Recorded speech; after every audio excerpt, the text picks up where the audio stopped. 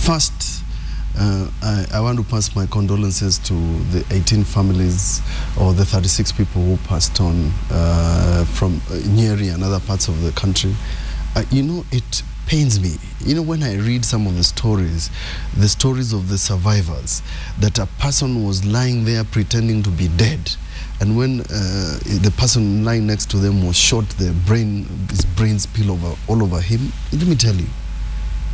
And when a person says, I will never step into Mandera, those are troubling times. Now, it's just as well that the government has reshuffled the persons in charge. But ask yourself, does that mean that today we have enough security? I've said this before because I've had it, and now I mention the rhetoric, because the security function lies squarely in government. The person in charge of security is the head of state, is the one who chairs the Security Council, as we call it. There's no place for a member of the opposition. They're the people who listen to the intel. When people walk 15 kilometers with guns, shoot Kenyans and then walk back, and then I hear a story, I'm not sure because I didn't see it on TV, that the deputy president says these people were told to leave. I mean, what are you talking about? If we had intel that there are people who are going to attack innocent Kenyans, we would have sent security forces to ensure it doesn't happen. I mean, isn't it amazing how the government flies these military planes into trouble places like that when people are dead? How long would it take? And how they will fly them on 12th of December they will be to all showcase. Over the place, showcase. You will see tankers, big ones, all over either Uhuru Park or someplace, and these people with military attire and sophisticated weaponry. These things are not bought for purposes of keeping in a library. You can keep good books here, but that is not the reason why that ministry has got the highest budget. There are those who think, in light of all that is happening, that the security function should also be devolved to make it easier for the security people to concentrate on one area. I don't know what your It's not devolved, it's sharing information. Sharing, devolving, whatever we want to call it. Just so that a shared function means that there is a person in Mandera who is communicating to a person sitting in Nairobi. It's possible that the governor of Mandera is not aware. You understand? Yes. So therefore, by sharing this information, then we find a method of ensuring that the county governments and national government under Article 189 are sharing functions and working together in tandem. One of the things that the national government has been accused of is lack of coordination. Remember, Capedo.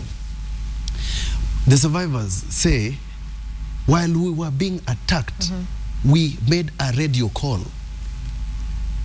Nobody attended to them. When people were attacked in Peketoni, I was in Berlin. I read about it on Twitter in less than a minute or 2 minutes during the incident. It took 4 hours for people to arrive there. What are you talking about? That's what I am saying. We must have a response mechanism. But you know, security is not about reacting. Because every time you see a security incident like that, you see sophisticated weapons and many things, people surrounding the dead people. You wonder, where were these people before these people were attacked? Part of the security function is ensuring these things don't happen, so that you prevent them. 2, you must remember that security is first internal, second external. Our boundaries must be protected. Unknown to many people, the road from Mandera is along the Somalia border, 200 kilometers along the Somalia border. When we chased the Al-Shabaab from Kismayu, they went next to the border of Kenya and Somali. That's where they are camping. Now, Ethiopia, which shares a border with Somali, doesn't have a similar attack. And do you know the reason? The no man's land in Ethiopia is even close to 100 kilometers. What about Mandera? Mandera and Somalia is bumper to bumper. House here, a house here. What are you saying? That people should move away from the border points? Our country should be able to protect its boundaries by ensuring that the no man's land, by the time you step into it, We know you are in foreign territory and we are on alert. That is what Ethiopia has done. By the time you traverse the 100 kilometers in the no man's land, they have dealt with you. But in Kenya, all you need to do is blink and you are there. But what do you do to the people who are living on that periphery? Our work is to protect them.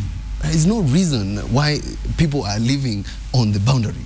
It doesn't mean that we are so squeezed that we have to go to the far end. Remember, people concentrate on living either next to a road or to next where there are resources. I've just told you there is a road there. And the reason is the road that would ideally be secure is impassable to Mandera. And you did say when I asked you about, how to solve some of these systemic... And remember, why would we have Kenya Defense Forces in Kismayu protecting and making sure that Al-Shabaab does not attack the women and men and children in Somali, when the people in this country who pay taxes for those people to be there are suffering? Okay.